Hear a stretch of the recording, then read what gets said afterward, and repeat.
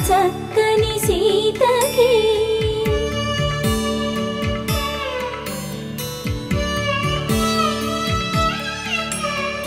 ఎర్ర జాబిలి చేయి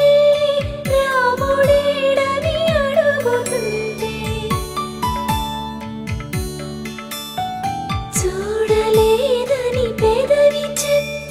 చెప్పలేమని కనులు చెప్పే నల్ల పూసైన